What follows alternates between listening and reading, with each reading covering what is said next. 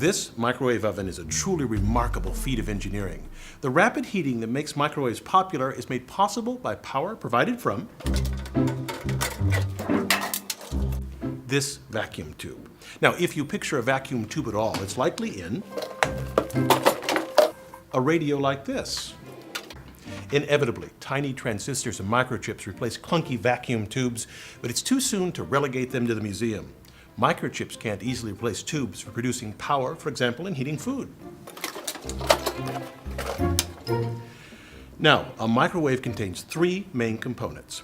A vacuum tube called a magnetron. It generates the energy that heats food.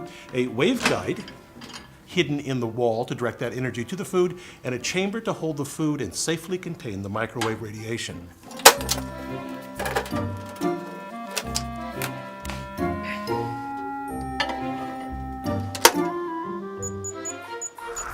In principle, a microwave oven heats no differently than any other type of heat transfer. At a molecular level, heat is a transfer of energy that results in increased motion of the molecules in a substance. Since we aren't quantum-sized, we observe this increase in motion as a rise in temperature. In a traditional oven or stove, we heat food by placing a pan on a burner or in the oven where the walls radiate heat, which cooks the outside of the food. The insides cook when heat transfers from the surface of the food to its interior. In contrast, energy from the magnetron penetrates into the food, which means the whole mass of the food can be cooked simultaneously. How does it do this? Well, our food is filled with water, which is positively charged at one end and negative at the other. To give these molecules more energy, we expose it to electromagnetic waves that emanate from the tube. By definition, the waves have the electrical and magnetic fields that change direction rapidly. For this oven, the direction of the fields change 2.45 billion times per second. Water will try to align with the radiation's electric field. The changing field rocks the water molecules back and forth rapidly, and molecular friction from this creates heat as the motion disrupts the hydrogen bonds between neighboring water molecules. Now, you can get an idea of the wavelength of the energy emitted from the magnetron using cheese.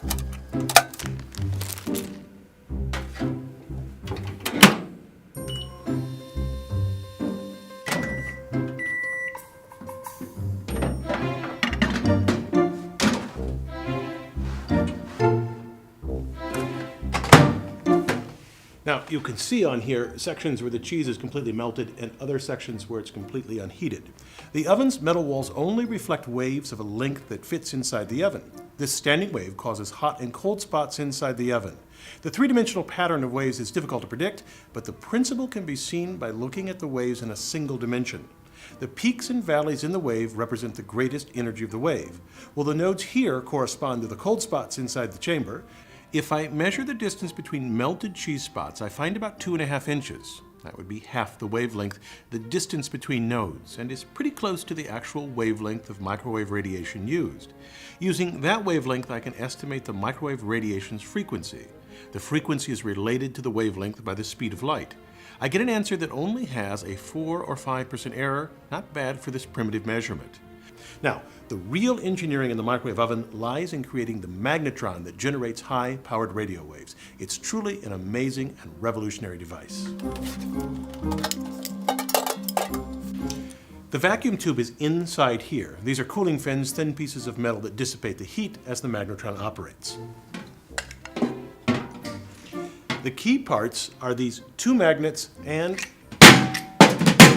the vacuum tube. Now, I have another one so you can see the inside. You apply a large voltage across both the inner filament and the circular copper outside. This voltage boils electrons off the center filament and they fly toward the circular copper section.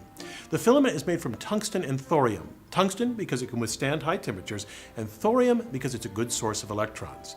The magnets bend these electrons so that they swing back toward the center filament. We adjust the magnetic strength so that the now orbiting electrons just brush past the opening of these cavities. Like blowing over a half-filled pop bottle to make it whistle, this creates an oscillating wave, the microwave radiation that heats food. It's simply astonishing that these cavities can be made with high precision, low cost, and incredibly high reliability. I'm Bill Hammack, the Engineer Guy. This video is based on a chapter in the book, 8 Amazing Engineering Stories. The chapter features more information about this subject. Learn more about the book at the address below.